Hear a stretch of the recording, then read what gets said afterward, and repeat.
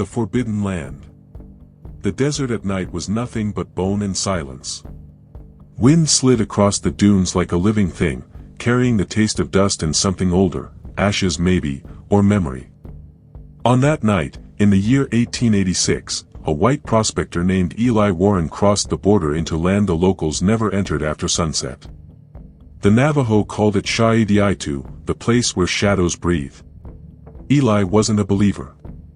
He carried a Bible in one hand and a shotgun in the other, convinced that God and gunpowder would keep him safe. The map he held was stolen from a trading post near Gallup, drawn by a dying soldier who claimed there was silver buried beneath the ruins of an old medicine lodge. The locals had warned him. They said the lodge wasn't a ruin, it was a tomb. The last Hatalii, a medicine man who'd broken sacred law, had been buried there alive centuries ago. He'd eaten the flesh of his kin to steal their power, and in death, he became something else. A skinwalker. When Eli reached the canyon, the moon was full and the air was thick with heat. The rocks around him looked like faces twisted in agony. He laughed at the sight, it felt almost theatrical. But when he stepped inside the circular remains of the lodge, the laughter caught in his throat. The ground was covered in handprints. Hundreds of them, small and large, pressed deep into the stone as if burned there by desperate hands. In the center was an obsidian mirror, framed with bones. Eli knelt to touch it. The surface rippled like water, reflecting not his face, but the desert behind him. Then the reflection moved. A shape stood there, tall, gaunt, wrapped in animal hide, its head crowned with antlers. The wind howled. Eli turned, raising his shotgun, nothing. Only sand and shadow. He looked back at the mirror, his reflection was gone. Something whispered his name in a voice that sounded exactly like his own. The voice beneath the skin. That night, Eli made camp near the canyon's edge. He couldn't shake the feeling that he wasn't alone. The air hummed, the fire flickered, and even the stars above seemed to watch him. He told himself it was nerves. That the desert was playing tricks. But when the coyotes howled, their cries didn't sound right, they echoed like human voices, stretched and distorted. At dawn, he woke to find tracks circling his camp. They looked human at first, but the toes were long and jointed like claws. In the sand near his bedroll, someone, or something, had drawn a crude circle with a cross inside it, the symbol of a broken soul. He packed his gear fast, but as he slung his rifle, he noticed something horrifying. There was blood on his hands. His palms were raw, as if he'd been digging all night. Beneath his fingernails, strips of skin, not his own. He stumbled toward the canyon, desperate to leave, but the landscape twisted around him. The rocks didn't match his map anymore. The sun burned too bright. Then he heard footsteps, behind him, then beside him, then inside his own breath. When he turned, the figure from the mirror stood only a few steps away. The antlers were gone now. What remained was a man's face, his own face, stitched crudely over a skull that didn't fit. Eli dropped to his knees. His voice cracked. God help me. The creature tilted its head, smiling. When it spoke, it used his voice perfectly. I already did. It reached out, and as its fingers touched his cheek, the world inverted. The air turned black, and the sound of the desert vanished.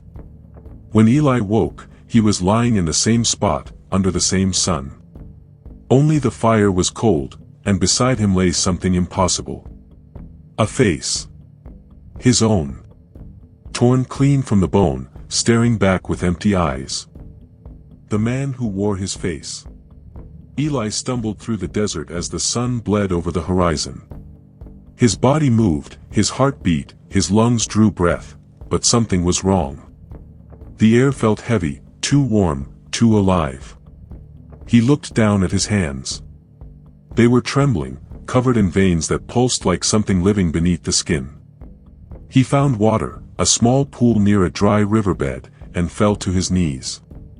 The reflection in the surface made him freeze. The man looking back wasn't quite him. The features were right, the beard, the eyes, but the expression was wrong. It smiled when he didn't. He splashed the water, screaming. When he looked again, the reflection had changed again. This time it was a Navajo elder, his face painted black and white, eyes hollow like holes burned through flesh. The figure opened its mouth and whispered in a voice that was both wind and whisper. "You took what was sacred. Now the sacred takes you." He staggered back, clutching his face. His skin burned as though it was trying to peel itself away. Beneath the flesh, something writhed. He felt fingernails digging from the inside. The pain was unbearable. When the sun finally dipped and the cold night returned, Eli wandered into a Navajo settlement. He didn't speak. The people stopped what they were doing when they saw him. Some screamed. Some ran. One old woman dropped to her knees and began chanting in a trembling voice. A young warrior approached with fear in his eyes but courage in his step. "Who are you?" he demanded. Eli opened his mouth to answer, but what came out wasn't his voice. It was layered, like several voices speaking at once, human and not. "You already know." The warrior paled, whispering the word that had haunted the desert for generations. "Yinald Lushiai, he who walks on all fours. A Skinwalker." The settlement erupted in chaos. Children were pulled indoors, fires were doused. The old woman screamed, "He wears another's flesh." Eli looked down at his arms. The veins bulged and shifted. For a split second, he saw the brown skin of a Navajo man beneath his own pale flesh. His body was becoming a vessel, his blood carrying two souls. The curse of the Wind People. Night swallowed the camp. The moon hung low, a blood-colored disk above the dunes. From the edge of the village, chants echoed, dozens of voices rising against the wind. The Navajo knew the old stories. Once a Skinwalker wore a man's face, the only way to stop it was to burn both the body and the soul. They surrounded him with torches, faces painted with ash and fear. But Eli didn't flee. He couldn't. The thing inside him had already begun to speak through him, moving his mouth like a puppet. "I was the healer," it hissed. "Before your grandfathers called me monster. You buried me alive beneath stone and prayer. But blood remembers. Flesh remembers."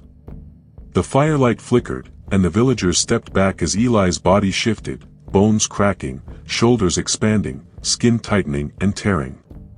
His jaw unhinged, stretching too far. A second face rippled beneath the first, screaming silently. The old woman fell to the ground, weeping. "The desert warned us," she whispered. "The wind carried his name." Then, silence. Only the crackle of torches. Eli, or what wore him, began to laugh.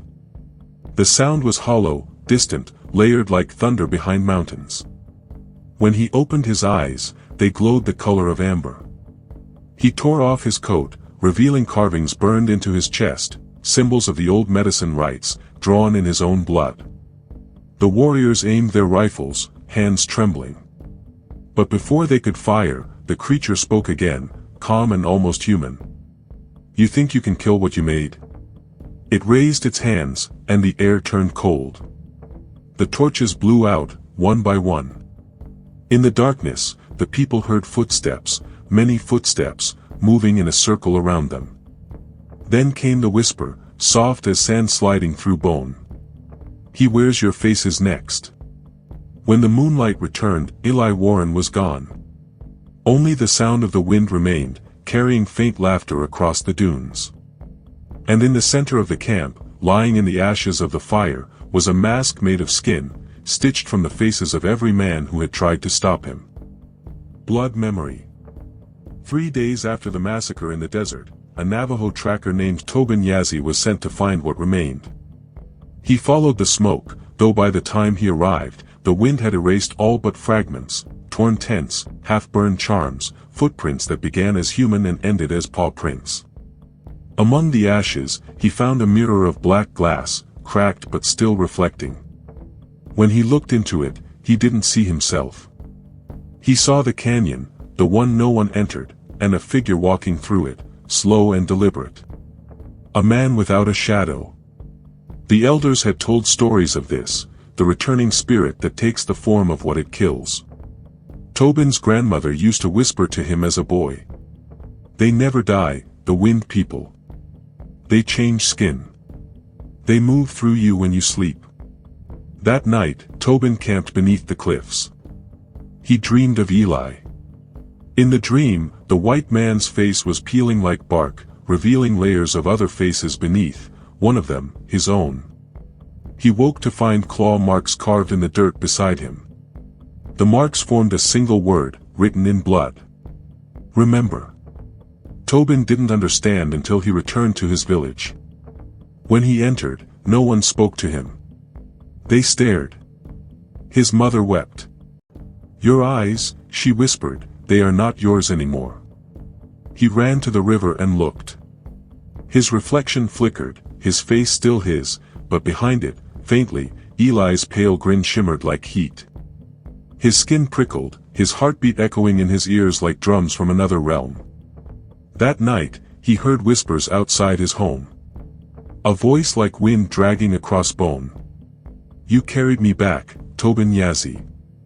You opened the road. The door creaked open, though no one stood there.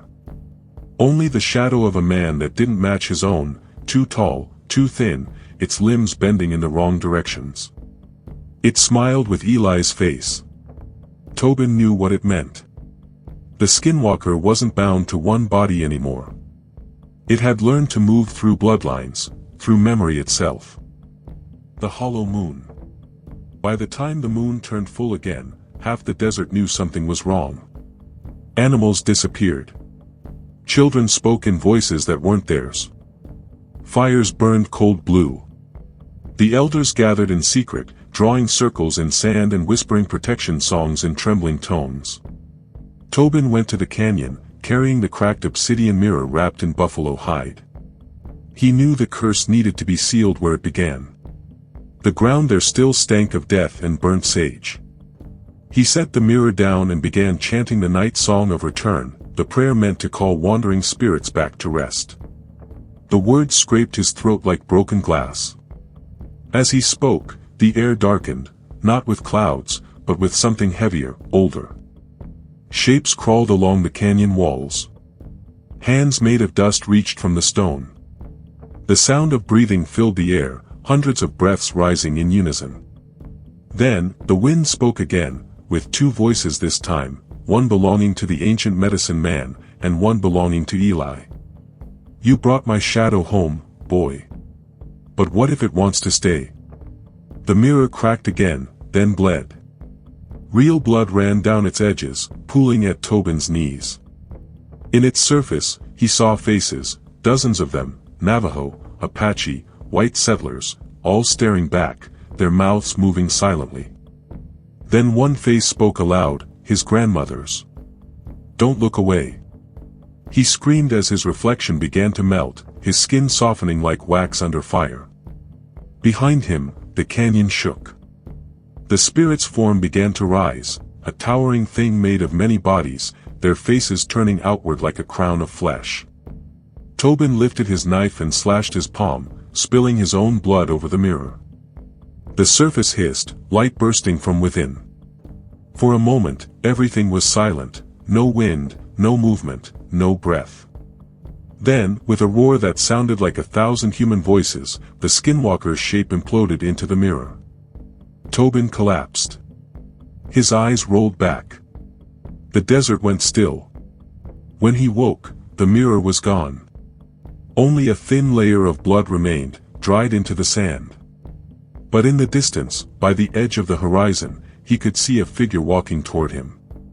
Pale skin. Empty eyes.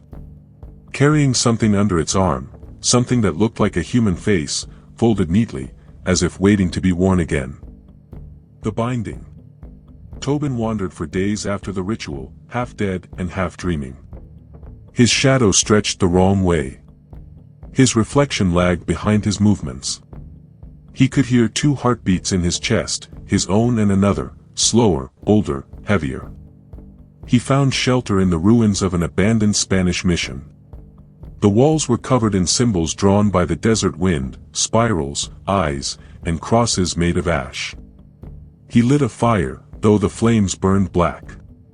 When he closed his eyes, the voices began again.